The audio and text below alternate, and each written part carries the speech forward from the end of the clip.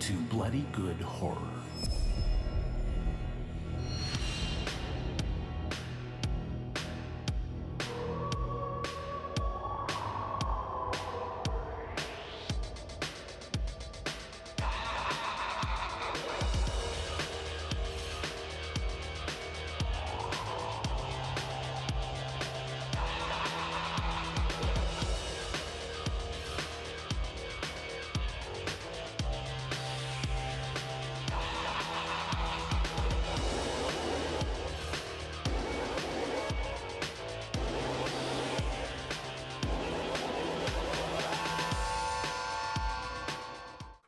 Hello, everybody, and welcome to another episode of Bloody Good Horror. My name's Eric, and I'll be your host for this evening, where we will be reviewing The Unholy.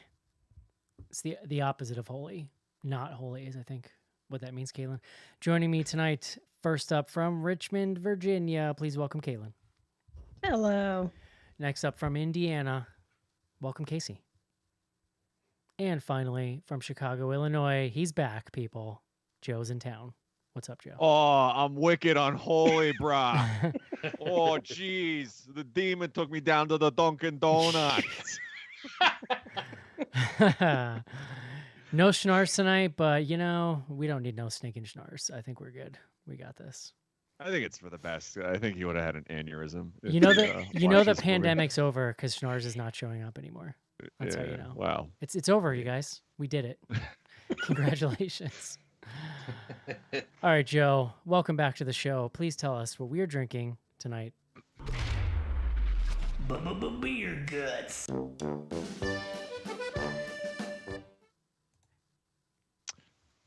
Yeah, the unholy. And if you couldn't tell by the wicked accents in this movie, takes place smack dab in the middle of New England.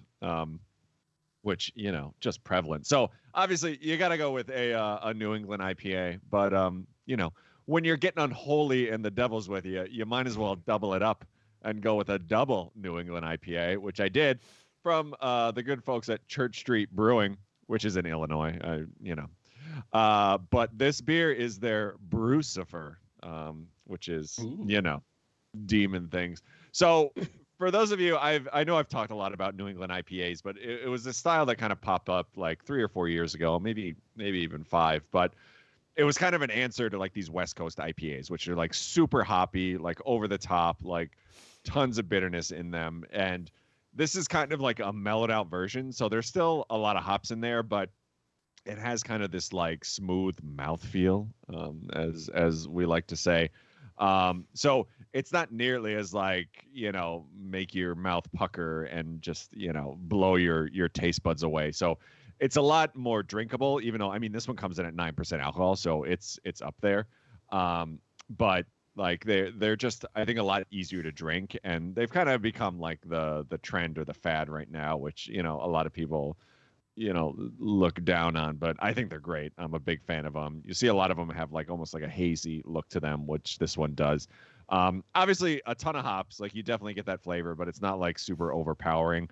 They use a little bit of lactose in this, which is what gives it like sort of that smoother like feel to it. And just overall a really, really great beer. It's kind of their most popular. If you can get Church Street stuff, I highly recommend it.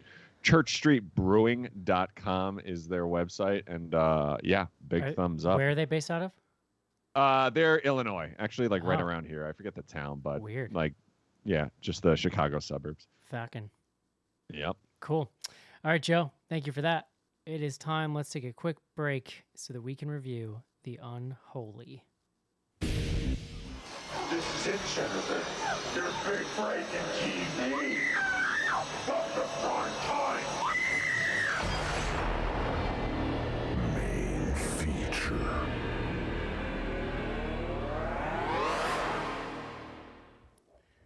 You guys, Jeffrey Dean Morgan, you know, he's a reporter that'll do anything for a story until he finds his faith. I enjoy him a great deal, and he's super charming, but I do not believe he has ever written a word in his life. Like, I'm He doesn't sorry. need to. He No, right exactly. People that look like him do not write papers and articles. out right out of the gate, he has this like movie thing where he's wearing like two jackets at once, so he can have like the cool jacket, but then also have a hoodie. It's like no one in real life dresses like this, but every cool dude in a movie dresses like this, and it drives me like. And most of the time, it's at least like a hoodie and a jacket. This was full on. He had two different styles of jacket on, like over one another. I would have liked it if he had like a starter jacket underneath like his leather jacket. Right, just two opposite jackets. Yeah, or like a trench coat with a Baja. Like a Carhartt with a fur coat. How about that? Yeah. All right, Caitlin, Eric. please bring us the word of the day.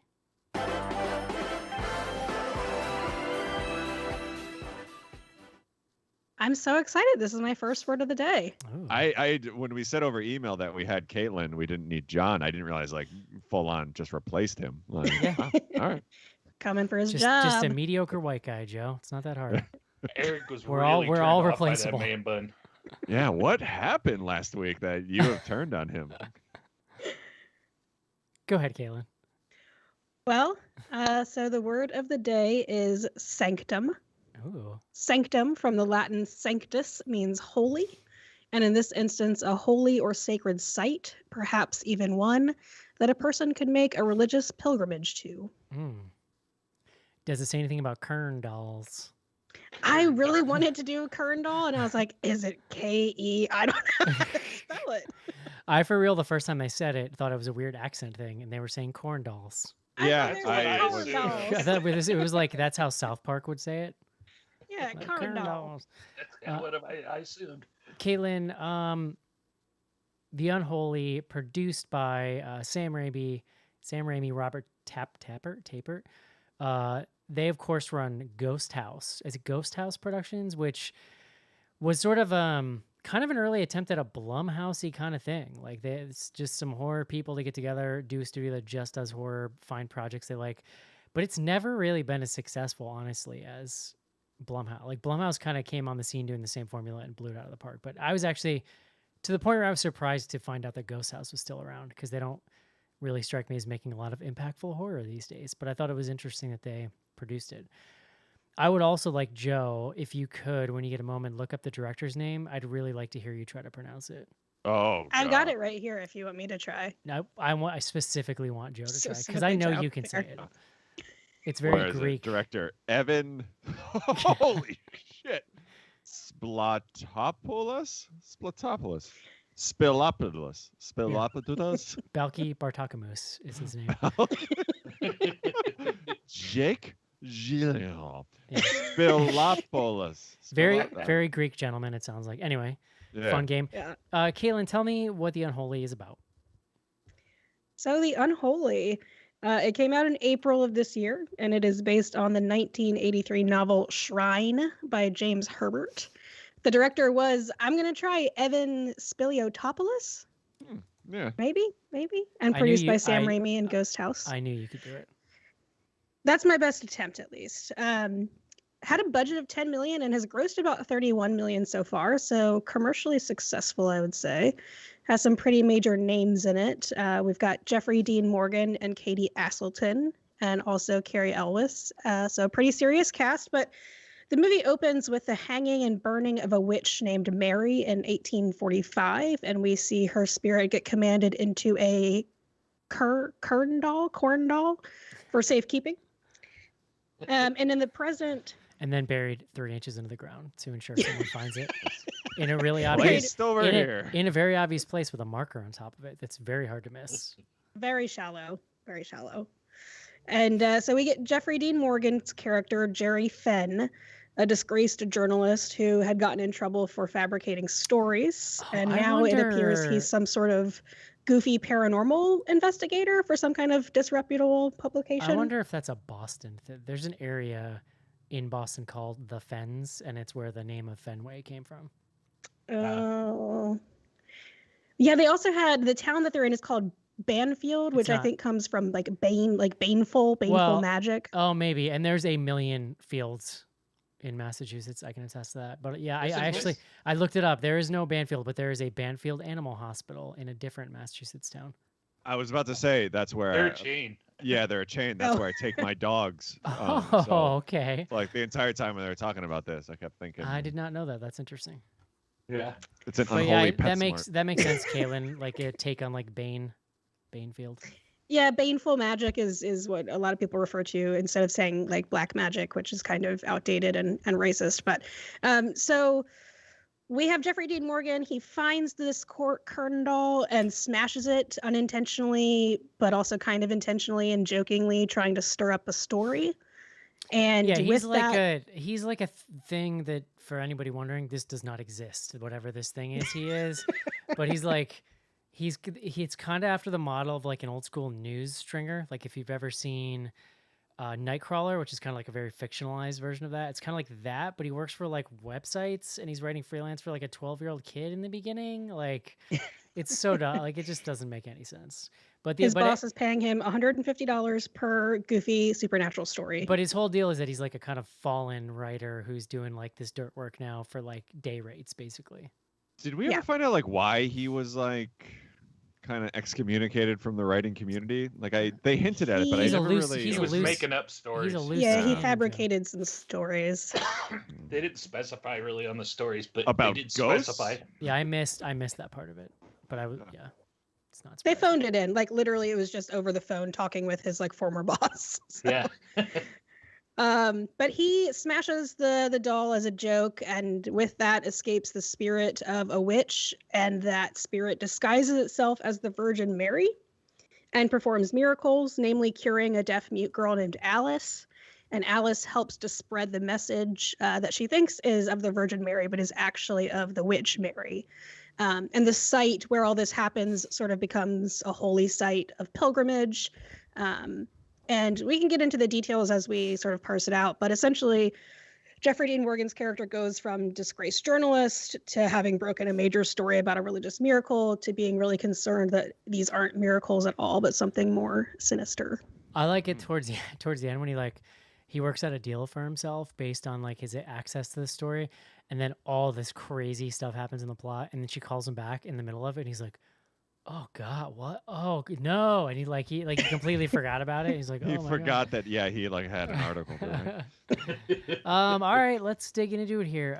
Joe, welcome back, buddy. What'd you think of The Unholy? Yeah, so this is kind of a weird one, right? Like I feel like 2 years ago, before the quote unquote COVID, or like a year from now, I would probably be a lot harsher on this movie. But I don't know why. Just it was kind of like comfort food to just see like a shitty. Dude, you know why though? You nailed it. It visually feels like a slightly elevated Hallmark movie. Right? Like I think I compared it to. It felt like it had a It's feel lit. of It's lit like one. like Sleepy Hollow a bit. Like I agree with you. You had mentioned you really like the atmosphere, and I did too. And it has sort of like a Sleepy Hollow type vibe to it. But if like Lifetime made this or something, like it's got that sort of feel. I mean, that being said, like the plot is obviously super loose. Jeffrey Dean Morgan is just like a Super charming loose. son of a bitch. Like Yeah, you know, he is, yeah. it's I kept watching and I'm like, I wonder how many hours I could be around him before like this shtick got annoying. And like I feel like maybe a day. Like I couldn't spend a weekend with him, but like like a day, I think I would probably still enjoy him. But I mean, the jump scares are stupid. There's a ton of them, but it kind of fits in perfectly with some of the like really bad movies we've seen during the summer months in past years. So I can't say I enjoyed it, but it didn't bother me by any aspect. Casey. I wasn't a huge fan of this movie. I agree on a lot of it looked really good. I liked kind of the setup. The cast is really cool, although it took me like 45 minutes to figure out that was Katie Aselton. The cast was great, and they did an okay job. You could tell kind of some of them, Jeffrey Dean Morgan maybe, was just kind of phoning it in, cashing the paycheck. But, that's okay. Sometimes they got to pay rich people taxes too, right? Uh, I like the setup of it, what they're doing. There's a decent story at the beginning with everything with the witch and the backstory and how they started this out, and the Kerndals, and they had like a good sound base there. As you get into like into the second act and into the third act, it's kind of starts to spiral for me, and it just get sillier and sillier to the point where once the big finale comes around, and how we see the witch and the stuff that Jeffrey Dean Morgan does and whatnot, all I could do is just keep rolling my eyes after a while. It's like, oh, okay, just get it over with and let's be done. So I'd say it didn't really age well for me across the runtime of the movie. Yeah, I don't know what it was. Like, it's super. It's just like to use a schnarzism, it's aggressively mediocre. Yeah, But it did not like offend me like some. Like, I come out way more annoyed these days by a Wandaverse movie for some reason than I do this. Like, and I don't know why. Maybe it's just because it's like VOD and it's demanding like a little less of my time and attention. But Joe, you kind of like hilariously nailed it, but like Sleepy Hollow by way of like Hallmark or something like that. I actually think there's kind of like a visual touch here that I'm pretty into. Like, I liked the design on the witch. I like the way they did her movement. Anytime there's kind of like a dream sequence or like a scare, it's not scary, and I wouldn't call it effective, but it's just visually kind of well done, I think. The problem is that everything else around it is almost amateurish, like specifically around the plot and the structure and the act. Like, what's weird about it is it doesn't exactly have an A-list cast, but all these people. If you watch a lot of movies, yeah, you know who Katie Aselton is, you know who Carrie Elwes is, you know Jeffrey Dean Morgan. And it's like, why are you all in this movie? It feels like a movie where the actors were not given a lot of specific instruction, is what I'll say. Because like Katie Aselton cannot seem to figure out what this doctor's personality is, honestly. Like, she kind of just switches, and then suddenly they're just taking like a romantic walk in the woods together, and you're like, what are you guys doing? Like, what is The only this? character direction is like, you are a religious doctor, and that's it. Yeah. yeah. And Joe, It's real over the top with the Jesus-y stuff. Joe, it is. It's very Jesus-y, like in a way that sometimes you see horror movies like this and you can tell that religion is being used as a set piece. Like, it's just, here it is. Like, you can tell the difference. Like, this to me feels like a movie where the people who wrote it, the people who made it, like, there's a message here in my opinion, just based on kind of the way it's being delivered. You can make your own judgment about how you feel about that, but it certainly gives it a different tone. Part of, Joe, I think what you're talking about with the Lifetime thing is like, it feels like they barely blocked off 20 yards to shoot every scene, and like there's just people hanging out. There's a specific scene that just kind of illustrates this, where they get attacked by the demon in, I think, an old church, and it like lights it's like on fire, and inside the church it's like all the embers, fire, it's all orange, right? They get scared, they run out of the church, and the lights are off in the like church. Like, nobody took the time to like composite a shot where you had fire in the church. I don't know. Like, I get it. Okay, maybe it was a vision. It went away. But what it feels like, it reminds me of that weird like ninja zombie vampire Western we watched, where they go to the brothel. God. Yeah. But that, like, where like it's a period piece, but nobody thought to put dirt on the costumes or like age them at all. You know what I mean? It just feels like you're shooting in tiny Western town in a theme park or something. There's a little bit of that vibe here. Like, it's hard to kind of put your finger on, but it feels smaller than it should, considering the amount of like extras that are in this thing. So I don't know. I didn't hate it, but it's real mediocre, I feel like. Mm-hmm. Yeah, that tracks. I think you're being very generous. Well, tell me more. I This is what I want to hear. I feel like this movie sucked. This is Sam Raimi and Ghost House, and that combo gave us Drag Me to Hell, which was excellent. And I think Drag Me to movie Hell had is these- fine. To say something to say something controversial, Drag Me to Hell is fine. Well, I'll be quitting the show, but it's fine. Just kidding. Just kidding. I feel like this has good bones. I mean, it's got a really good cast, I think. It's got two elements that I really like. I like folk horror and I like religious horror. So it's got, it's priming me to enjoy what we're doing here. But I think for me, the script is so bad. Like the dialogue is just, Yeah. I mean, even good actors, like they're not going to be able to work with something just so hokey, I guess. And I think between this and The Conjuring 3, I think in the email to you guys, I said that it feels like the Warrens are in a thruple with the Holy Spirit, and that's like kind of the vibe that I You get from actually this too. said throuple with the Holy Ghost, which I like better. It's the Holy Ghost. This definitely has like a, what is it? Those like Greg Kinnear movies that are like, Yes. Jesus is calling or something. Like, especially towards the end, they do get very like the power of prayer is going to save us. And I'm like, am I being preached to here? Suddenly Kirk Cameron strolls in or something. Yeah, Yeah. exactly. Yeah. They lean into it pretty hard, and like, there's nothing wrong. I don't have a problem with religion, but like if movieguide.org was doing movie reviews for horror this year, there are a lot of strong Christian worldviews that we're Yeah. seeing I don't between The not, Conjuring 3 and this. I would say I don't not have a problem with religion, but that's fair. You're being very That's fair. diplomatic. But it's like God versus the witches, and I'm like, because we did. I mean, last week with The Conjuring, and this week it's both, God versus the power of God versus these witches, and I'm just kind of like, I like witches. Well, Like, well, that's it, right? What's interesting is, unless I missed it, the movie's not taking much of a position on what happened to the quote unquote witch. Like, it's not really telling us she was a witch. It's not really telling us she was wrongly murdered and now she's out for vengeance. Like, it's kind of just telling us she has been given powers by the devil, and what that means. It's interesting because most modern movies from a different kind of perspective would nowadays look on that character more sympathetically, whereas the movie does not seem to have much to say about their main villain. it just, I guess it feels very 2009, like a 2009 direct-to-video. I guess, like Joe said, like lifetime movie production value type thing, but with a movie that has a $10 million budget. It was $10 million. The budget was $10 million. Oh my God.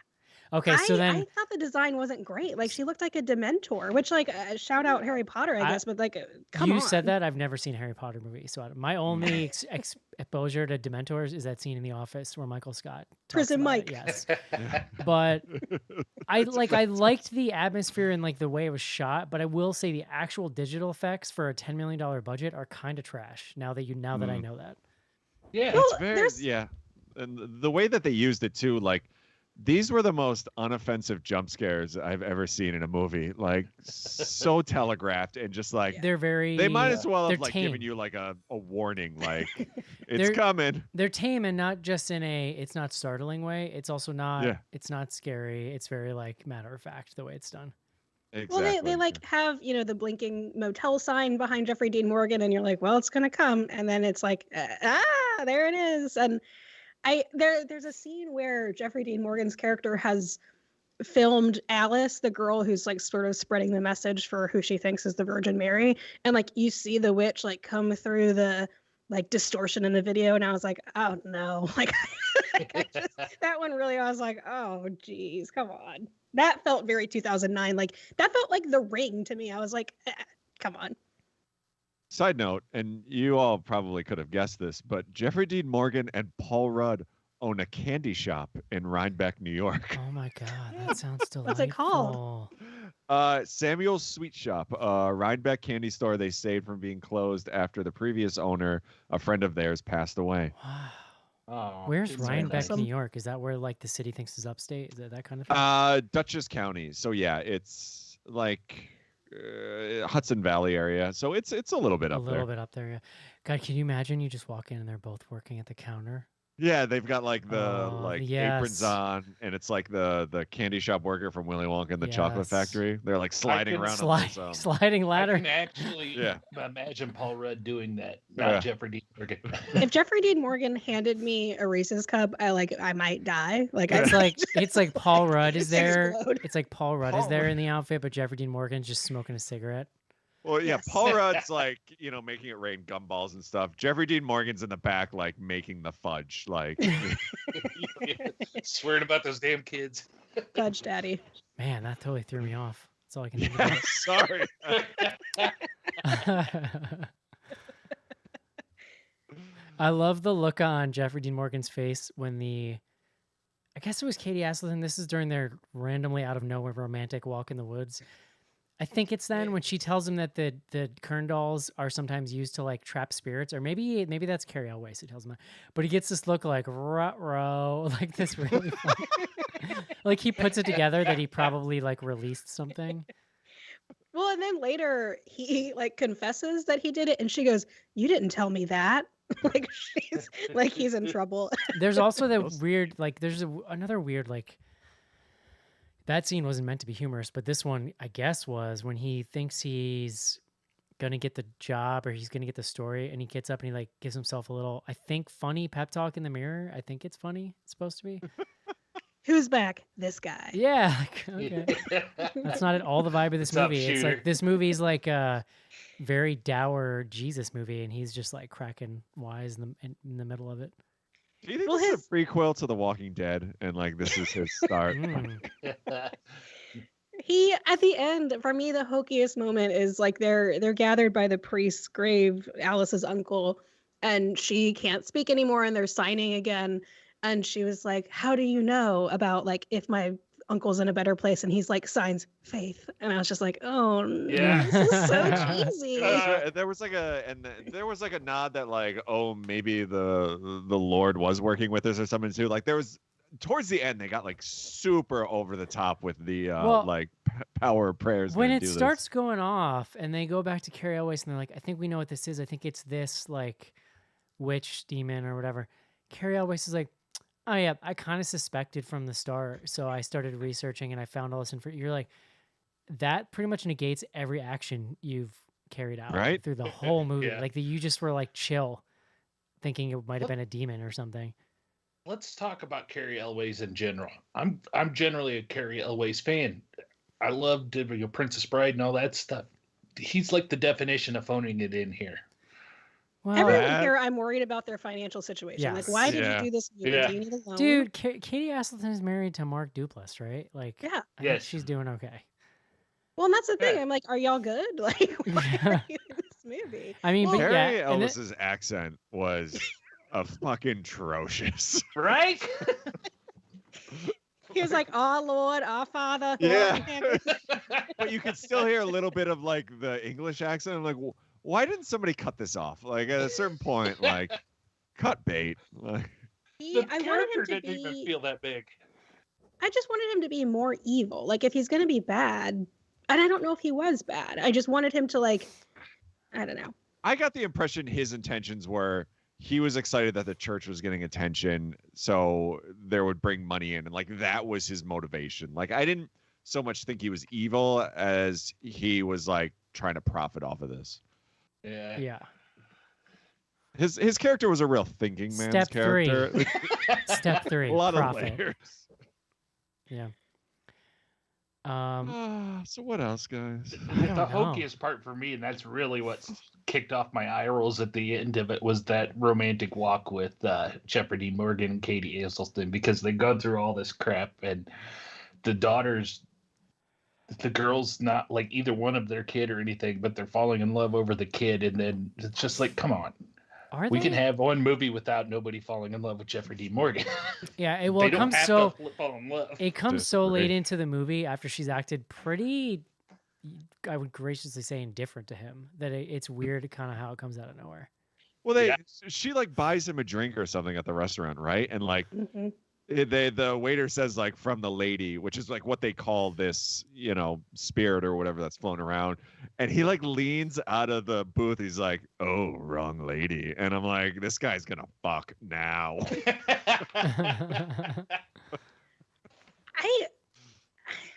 I don't know.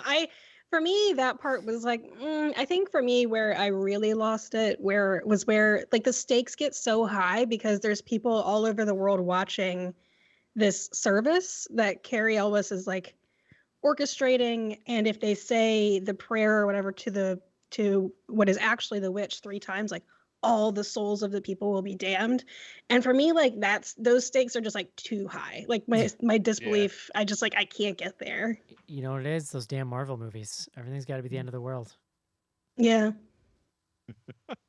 Well, it's like I said in email though. This movie is really plainly structured, like, and it's set out to be a possession movie, but there's a lot of demon possession movies, so let's do something different. And they came up with this witch idea, and it's not a terrible idea. They could make it work, but they didn't flesh it out enough towards the end with the witch, especially with the witch coming to life. I know, Eric, you said you liked it. I like the design of the witch. She looked cool, but the whole witch coming to life and the animation, everything just was really bad for me. I don't know. Like I'm with Eric. Like I was okay with it. I kind of like the. It's weird. Like I like the mask. I like the design. I just think some of the CG is a little weak. But like, yeah, for sure. it just stands out because you don't. It's rare these days that I see CG and I'm like, that's not great. Even in low budget movies, like that's kind of why it's just a little surprising, I guess. Mm. It used to be like every movie was CG. Now it's like stands out to me because it happens so rarely. And like there were some cool things. Like I like that what happened to the witch, like they nailed, I think it was a mask of the Virgin Mary to her face when she was being hanged and burned, which is like exceptionally brutal and made for a pretty cool like close up shot, but we don't see her face in most of the scares. Like we see her as like this floating Dementor-esque type thing. Yeah. I will give him kudos. That opening scene that this movie kicks off with that scene that Caitlin's talking about with the mask and everything, they got a very strong Hammer vibe on that scene. They put that together really well. The POV of getting a mask hammered to your face. But that's kind of shots that they use in things like Twins of Evil, where they were burning witches and stuff like that. So I thought that was a nice homage. I may have missed it because I'll be honest, when I watched this last night, I was a little, in the bag. Did they explain like why she was quote unquote evil? Like, what did she do? Like, she sold her soul to the devil That's at a kinda certain what I'm point or saying, something? Like, yeah. I never quite understood. Like, was she just evil because she was a witch, or like, did she do evil stuff? I think it's because she was a witch, and then they trapped her soul in the Kern doll, and there was a thing about like her lineage, like whoever is a part of her lineage will be able to carry her spirit, and that Alice girl was like that part, like just delete. Like we don't need that part. I feel like. Interesting, because that seems a little. I mean, I've got to imagine I missed something, but that seems a little harsh. That like this movie's based on witches are just inherently bad. Yeah, that's kind of what I'm saying, right? Like it's not, and it kind of goes to what Caitlin's saying. It feels like an outdated take or something. The way it's... yeah, 100%. Yeah.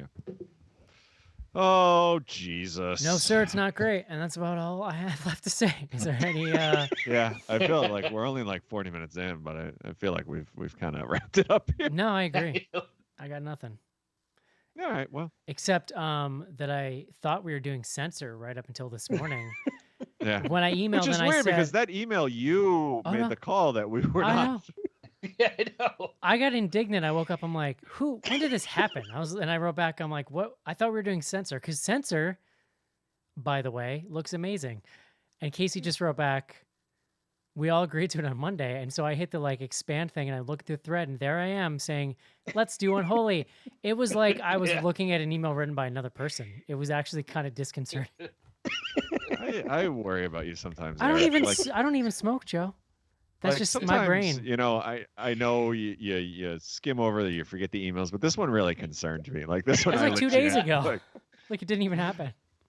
Caitlin messaged me on Slack and is like, "This email chain is making me crack up," and I'm like, "Give it like 12 years." Joe, I woke up to it and I just was laughing so hard, and then it just kept going. And Eric texted me. He was like, "Bro, I really had no idea." I just could not stop laughing. It's so God. funny. Here we are. I just felt lucky once I had met. He asked that, and I'm like, I know somebody. Joe talked about us agreeing to it, and I scrolled back. I'm like, no, that was freaking Eric. Yeah. It was me. I'm glad I could amuse everybody. It's Wednesday morning. All right, guys. Would you recommend The Unholy, Joe? You know what? I'm gonna say yes. Caitlin. No. Casey. I'll say no. I'm also gonna say no. Sorry, Joe. Lone wolf. I mean, I can't fault you, any of you. Right. But I don't know. If you want like a dumb summer, like mindless, Yeah, I feel like this is perfect. I feel you. All right, it is time. Let's take a quick break and do some fan mail. A showdown is about to begin between the soldiers of the day and the army of the night. You can't kill me. James Woods. Oh, my baby. John Carpenter's Vampires. Opens everywhere October 30th.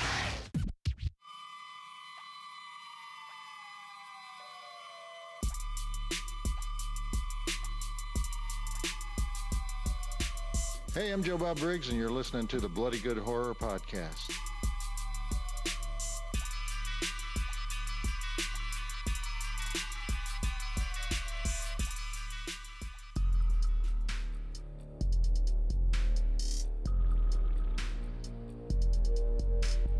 Send feedback to info@bloodygoodhorror.com or on Twitter using hashtag AskBGH. Join Patreon to get back episodes and much more. Patreon.com/bloodygoodhorror.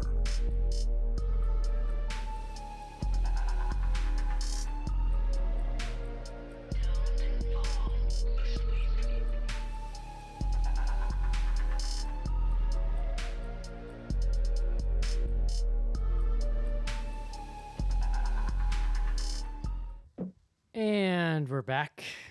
info@bloodygoodhorror.com is the email address. But before we do that, Caitlin, you're on Sure. 45 podcasts. Would you like to tell us about some of them? I would.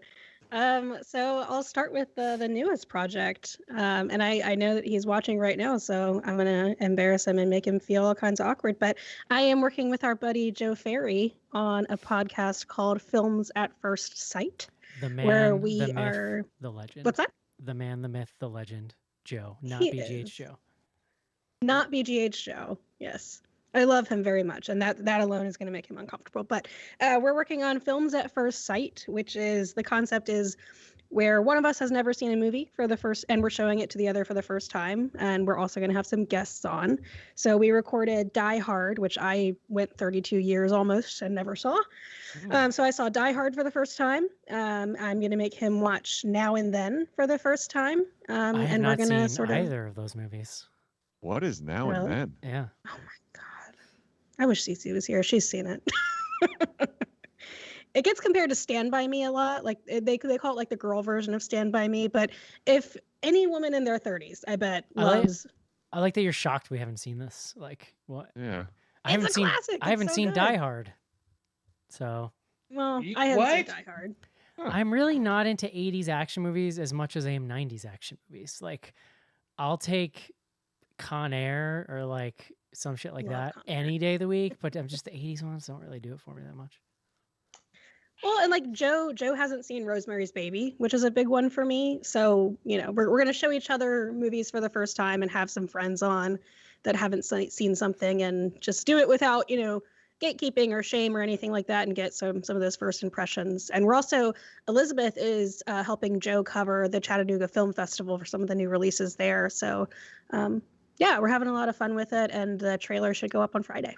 Love it. How do people find that? It should be on all your podcast platforms. It's called And on Films at First Sight. Films at First Sight, and you can find us on Twitter and Instagram as well. Love it. What's going Um, on with BGH Presents? Plug it up right now. BGH presents Plug It Up. Plug it we're up. I'll rocking tell you and what's been rolling, going man. on. Plug It Up has been making waves on social media with their amazing press kits. Yeah, sent out a whole bunch of press kits, and most people have gotten them. There have been a couple that might have gotten lost in the mail, but gonna figure it out. But yeah, sent out some tote bags and some spooky crafts, and people have been doing some unboxing for us, and it's just been really good. Having a lot of fun with Monstrous Menstruation. I recorded last night with Mary, adding a second trope to the mix, Monstrous Motherhood. And I've gotten some really kind messages on Instagram from BGH fans, from folks that are sort of just getting into this show and discovering BGH that way. And it's just been so good. I really appreciate all the support and kindness, and You guys just should having a blast. you guys should do, if you're getting into Monstrous Motherhood, you should do Psycho 4 with Olivia Hussey Oh, playing- that is a really good movie. Yeah. playing a That is young good. Mrs. Bates. Yeah. And then E.T., what's his name? Well, E.T. Kid.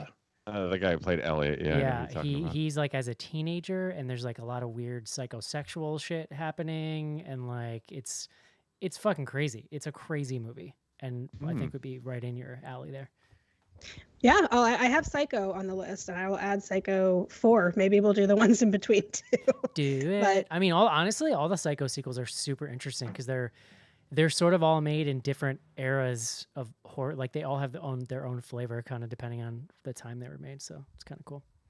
And this might like lose me some cred, but in the spirit of films at first sight, I have never seen Psycho, so it'll be a first time for me. You know, I am not one of those people who just will like deify any of those old classic black and white horror movies. Like it's got to actually hold up for me. That movie is pretty amazing. Shocker. Yeah. Psycho's pretty amazing. It's really good. Yeah.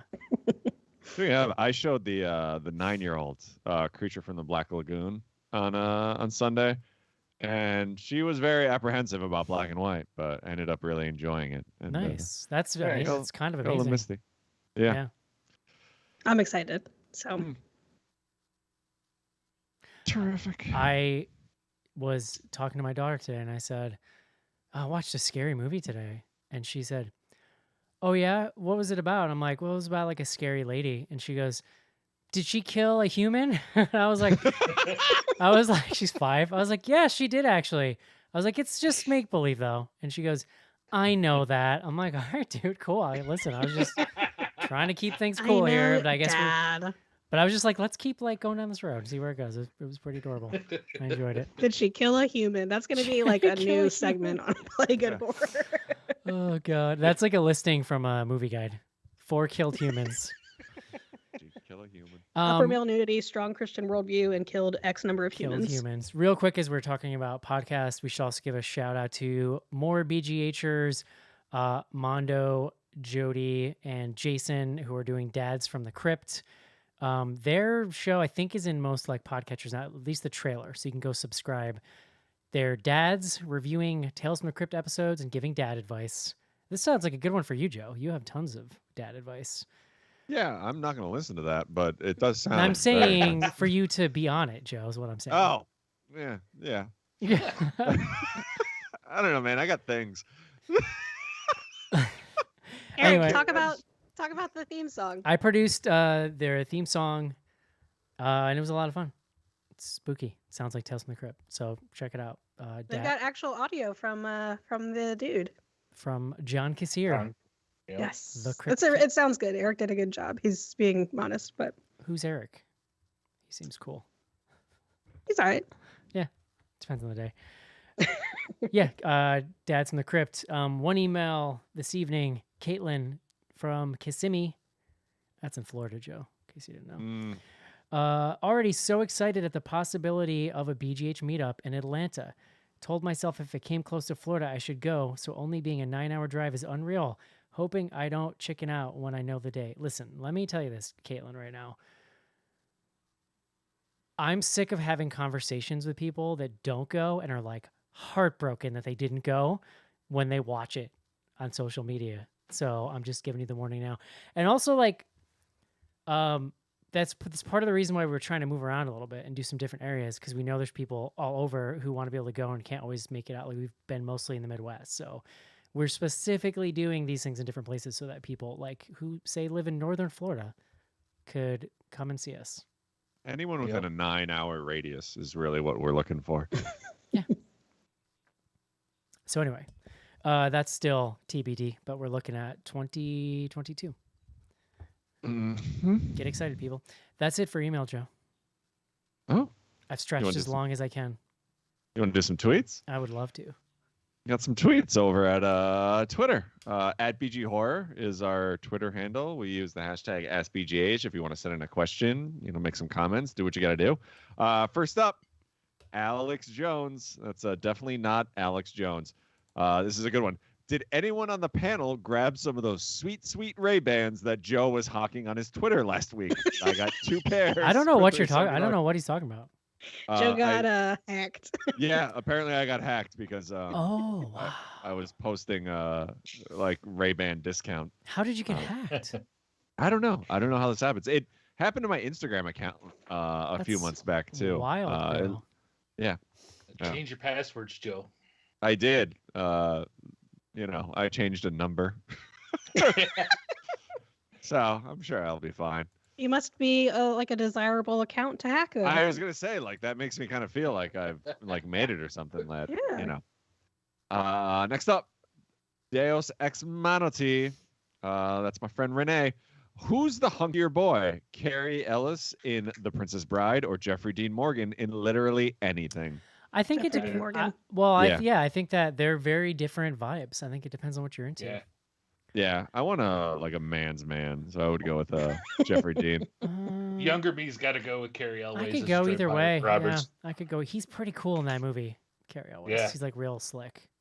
But I get the Jeffrey Dean Morgan thing too. He's pretty, he's handsome and a gruff guy. I believe on Slack, Renee said that Jeffrey Dean Morgan is a hunk and a half, and I think that's I feel like the right way to describe it. Here's the thing, though. I feel like afterwards, I could sit and really hold a conversation with Carrie Elwes, where I'm like pretty on board with Joe's theory that Jeffrey Dean Morgan can't write words. So I don't know. It depends on if Carrie Elwes is doing that accent or not. I need to be mentally stimulated, Joe. I don't think that he can't write words. I just think he doesn't have to. Like, I think. And Carrie Ellis, I feel like he's gonna like ask me to make him tea or something after, and like I don't want that after my lovemaking. Interesting. Jeffrey Dean Morgan's gonna ask you to get him a beer and like a cigar or something. Yeah, he's gonna like flick a lit cigarette at me, tell me to get out. I see. That's your love language. That is just Respect it. All right, next up, our buddy Skizbot. Have you ever been tricked into attending a pitch meeting for a pyramid scheme, or even worse, buy into one? No, I but walked out of one. Oh, did you really? Tell me more. Yeah, it was like it was an insurance one. I don't know, it's like 23 and applying for jobs, and I went and realized it was an insurance-based pyramid scheme, and there were like maybe 10 of us, and I didn't say anything. I just walked away. That's crazy. Got in my car and drove away. So. I 100% was like looking at a job the other day that was for like a cult. Like I started watching their videos and I'm like, oh, this is like a cult. Cool. Like good thing. I'm glad I've seen that Next Game documentary twice all the way through now, Joe, that I could spot this. So good. I got suckered into Cutco Knives. According to the video, Joe, energy is health. Did you know that? I swear to God, this is their whole pitch about their what are they, like self-help shit. Interesting. I've never done like a pyramid scheme or anything. Just the what are those timeshares where like you get like $100 gift card at the end? Like we did those in Vegas, but dude, those MLM companies though, like they'll keep your email and your number and will text you and I remember I'll never forget this. My brother's prom date. My mom and I went out to lunch one time and she was our waitress and she didn't recognize us, but we recognized her. We knew that she was Zach's prom date from years ago. And she was doing Pure Romance, the sex toy MLM. Oh. So like in our bill, she put like the receipt and her card for Pure Romance. And I was like texting my brother, like, bro, your prom date just tried to sell me and mom some vibrators.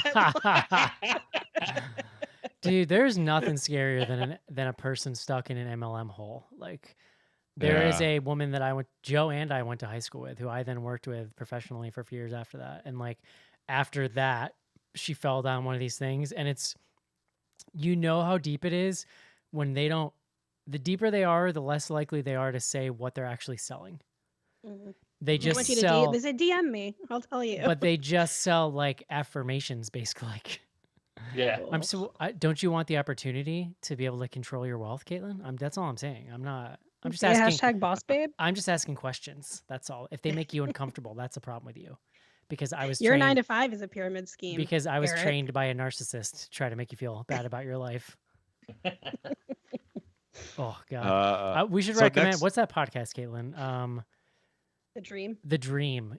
One of the best investigative podcasts I've ever listened to, and they have a whole season on MLMs, and it's really good. It's great. Joe's probably not going to listen to that either. No, it's well, I don't care if Joe listens to it. It's still good. if Joe doesn't. I have a listen to it. limited amount of time to listen to podcasts, and I need Disney World news. I was and, just like, gonna say, what's in the rotation? Tell me. I listened to a Disney one. I listened to You're Wrong About, and then what's the it's the one with Jason Bateman. Jason Bateman has a podcast? Oh, Sean Hayes. Yes. I forget what it's called. It's a good one though. I'm gonna look at while we're talking, but it is the great. Oh, Smartless. Weird. It's hands down like the funniest podcast I've ever heard. I bet those like, Disney podcasts are like ecstatic right now with being able to go back to the park. Well, it's this one. I only listen to one, and it's WDW Radio, and this guy is just so nice and like positive, and because you get a lot of like fanboys that are just still complaining that like rides closed like 15 years ago, Or that and they just put like that they bitching put about everything. they put Johnny Depp into Pirates of the Caribbean. Yeah, exactly. And it's like, this is like a once a year thing for me. I don't want to listen to you guys complain about it. Like, Caitlin, we spent like 20 minutes on a show once with Joe explaining the Pirates of the Caribbean thing to me. Yeah. It was pretty great.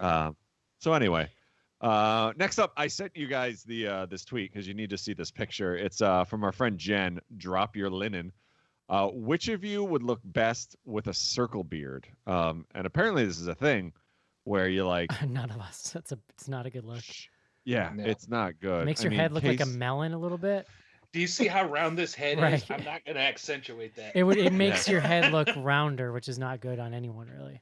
I mean, none of these. There's 6 examples here. None of them look good. So I don't know. That's a. I feel like when John decides to cut the hair, maybe he'll just go all in.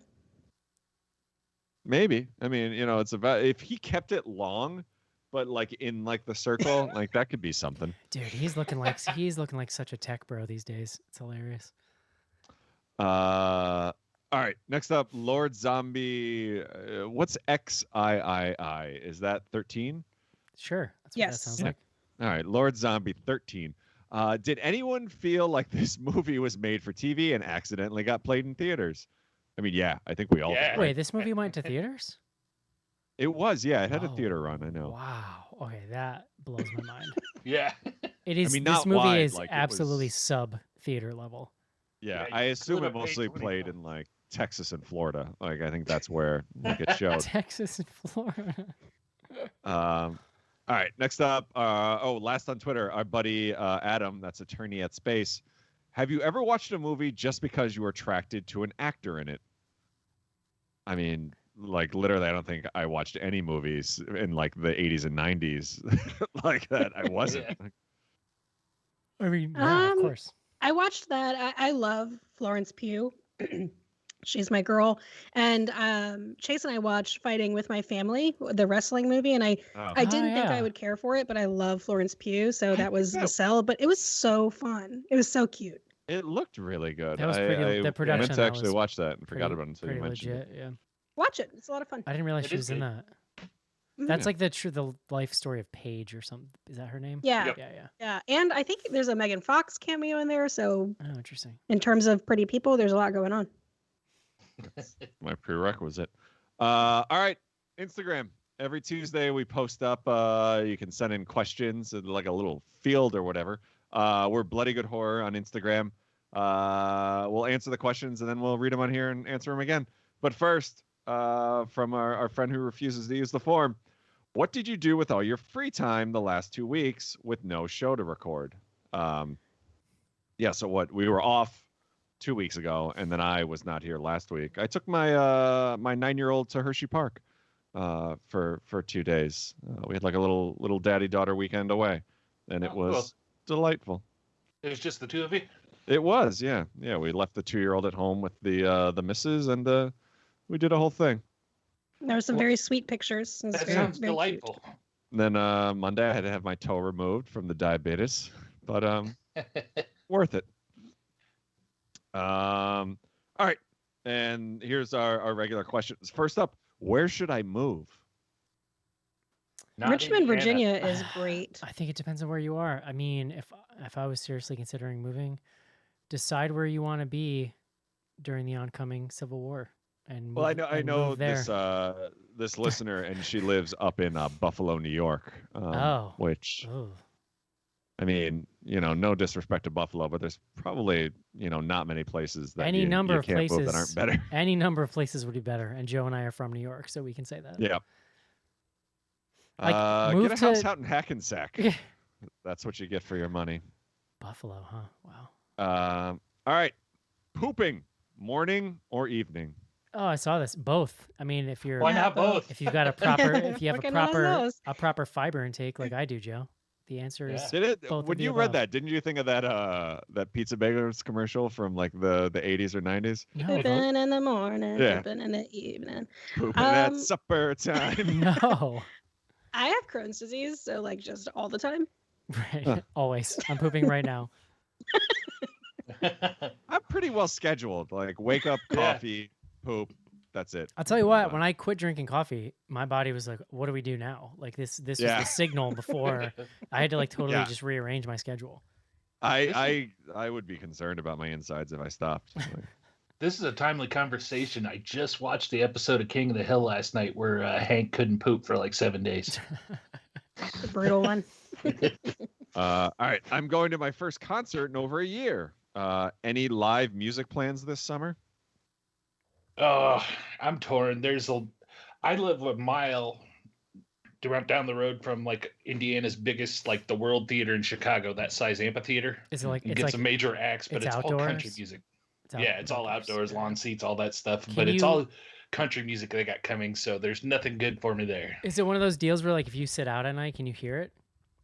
I can hear it sometimes depending on the wind, the way the wind's blowing, but I'm on the far side of the neighborhood. People on the other side of the neighborhood that live close will hang out in their yards and lawn chairs. And I was be able gonna to say listen. that's kind of the deal. If you're close enough for it to not be too annoying, but you can hang out and just Yeah.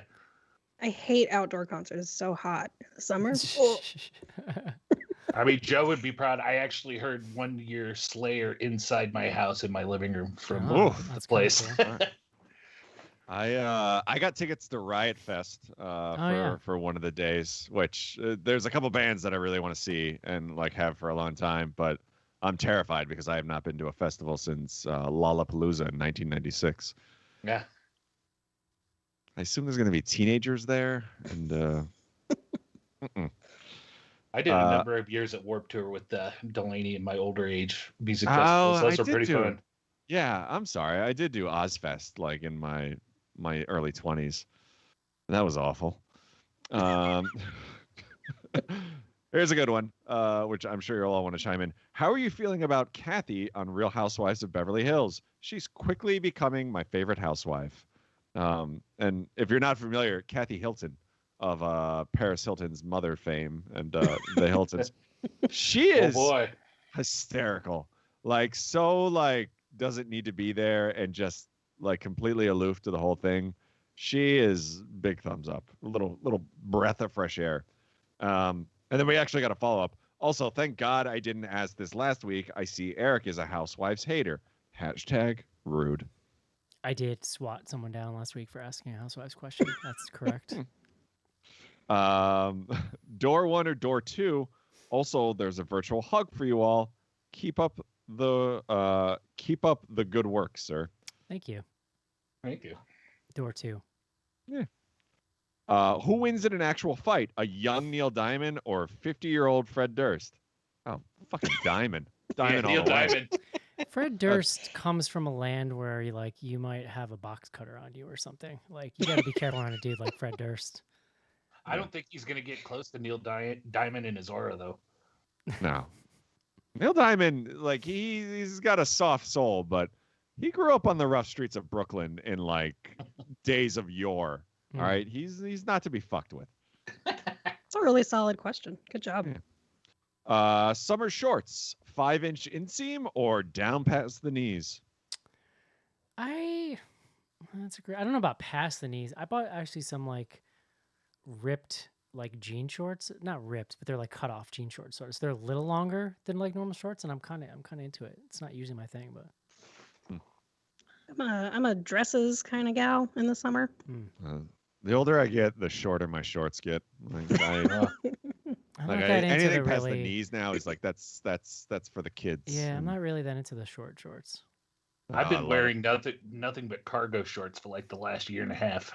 I I don't started know that I can ever seeing- go back. God, this is the weird thing about living this long. Is like I've now, because we talked about recently about how like Jinkos are coming back and stuff.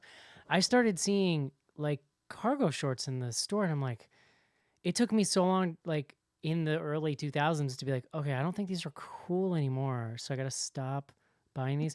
So then stores slowly started just stocking shorts that had no pocket, like regular pockets, and no like weird ancillary ones.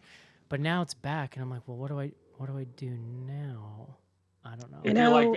If you're like me, Eric, and shop at J.C. Penney, the cargo shorts never left. I don't really like that. It's just too much material hanging from my body. Like, It's You a know, lot. Yeah. when I lived in Chile, I feel like everyone there, like there wasn't even a lot of like blue jeans. There was a lot of like black denim or black pants. And I was walking Interesting. on the street one time and I saw this guy and I knew he was another gringo because he was wearing cargo shorts that were like the zip off kind that zip like a pants that zip off into shorts. And I was like, this guy's an American. What's up, buddy? Look at those. Yep.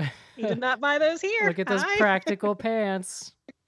I run a lot of miles to get these gams looking the way they do, and everybody deserves to see as much of them as they can. Yeah, I get it. How much wood can a something? Fuck! I dropped my weed. Hey, Scream 5, yay or nay? Yay. No, Yay. They. Yeah. No, nay. Without Wes Craven and like I don't know. It's already a the last- miracle that it's already a miracle that 4 is as good as it is. So like, why are we gonna push it at this point? Yeah, but why not see what happens too? Casey. Oh, it's fine. I'm Gotta with watch Casey. something for the show. I'm down with it. Yeah, that's Joe. That's a good point. I was never like a big Scream fan to begin with, so I would have been fine if they stopped at 0. How excited are you about Halloween Kills? Is that this year?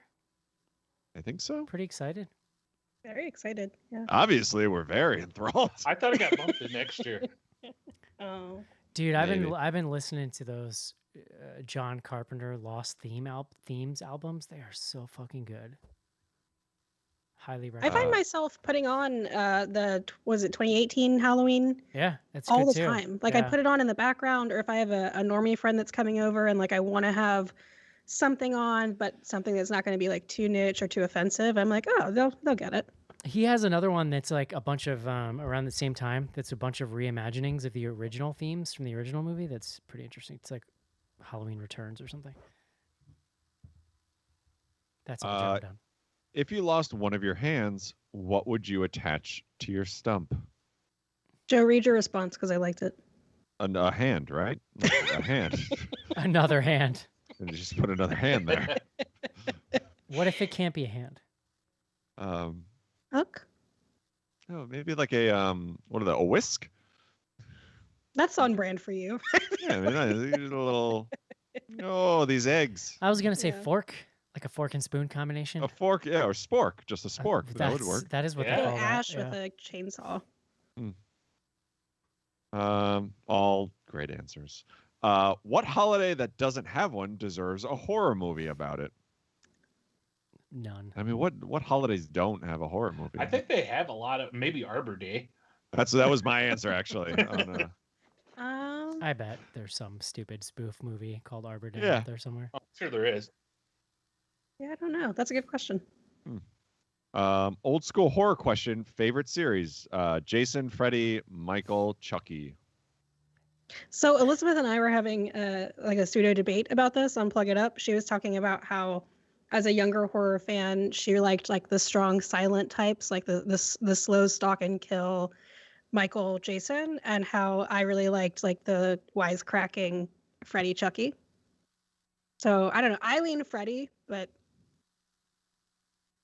I think I was more Freddy in my youth, but in my older days, I've gotten a lot of respect for lack of talking. And Yeah. I'm definitely more Jason. I think it would be a toss-up for me between Halloween and Friday the 13th, but I feel like I just watch the Friday the 13th more. They're just Yeah. so easy to put on, dude. It's so like Yeah, it's such comfort 100%. food for me. Just today I was watching Part 4 with Crispin Glover. Nice. Here's a good one from a listener.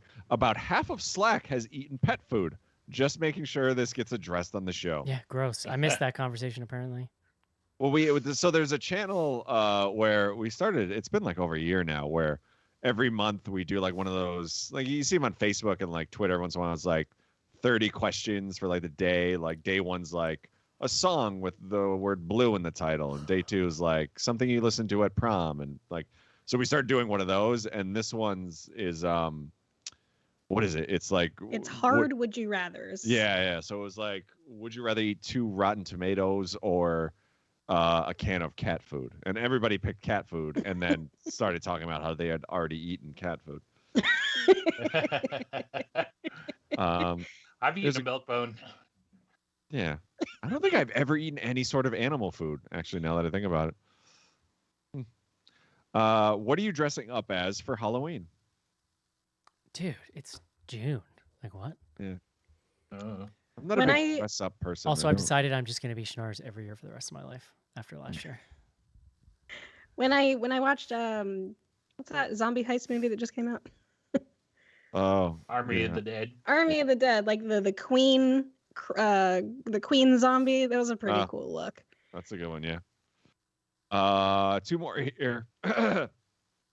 This one I think mostly directed at me. Fuck the Lightning, right? The Islanders are playing the Tampa Bay Lightning in the Stanley Cup playoffs right now, and the Lightning beat them 8-0 the other day, and it wasn't great. And last but not least, I feel like Eric has an opinion here. Granola or trail mix, which is better? I mean, trail mix is better. Yeah, I would hard agree there. There's no candy. Yeah. You can't put candy in granola. I mean, you could, I guess, but I would go granola. interesting. Why don't you just mix them together? I can't That's eat. both worlds. Casey is a solutions man. Well, yeah, I mean, you could. What? Yes, granola could be a part of a trail mix, I guess. Like Yeah, little exactly. granola bites. I don't like M&Ms, so What? What? I have literally never heard a person say that in my life. I've never even The heard last I've candy I never would pick. I've never heard a person like ambivalent about M&Ms. Like I take it you prefer the candy that melts in your hand? Yeah. although Like, you even, know what like, though, as a kid, all, like blanket, like peanut M&Ms, like the entire thing. oh, peanut M&Ms. I think the are only ones incredible. that I've like thought were okay were the peanut butter ones, The but at that point, the Reese's peanut Pieces. So that's what I was gonna say. I love M&Ms, but as a kid, I would have taken Reese's Pieces most of the times over them. Yeah. Although I feel like the peanut butter M&Ms are a lot chunkier, They're so and good. Yeah. therefore, yeah, I would pick them over Reese's. I don't Yeah, know, because that's they're a tough closer in call. size to a peanut. I don't know if they M&M, still right? make them, but they were making like salty pretzel ones too. for a Oh while my that God. were incredible! Not to get completely off topic, I used to work for an advertising agency in New York, and one of our clients was M&M. So I got to go to the 1-year anniversary of the pretzel M&M, and legit, I have pictures of this. There was I want to say like 3-story high pretzel M&M, and CeeLo Green. And he did a couple songs, and then at one point he just like announced the birthday, and holes from the giant pretzel M&M shot out bags of Oh my pretzel M&Ms onto the ground. And like for years I had a giant bag full of individually wrapped ones. It was Wow. one of the weirdest things I've ever seen in my life. Oh, that's pretty wild. Oh, they're good. Side note. Yeah, they are delicious. I don't know if they make them anymore. I don't know either. After 5 or 6 years, they do go stale, which I turns out. discovered. But yeah, that's it for questions. All right. Wonderful. So I think we're on Censor next week, I believe, which is the Yes, movie yeah. I wanted Yes. to see. So I'm pretty excited about that. It looks pretty cool. I think that's out on demand now. You can check that out.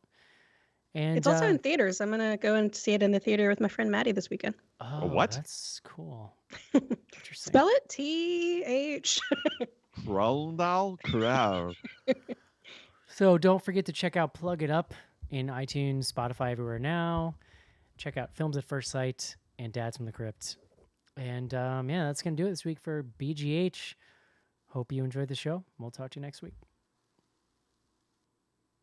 I don't know. Where do we begin? Caitlin, you go first. All right, bye. Goodbye, everybody. Bye-bye.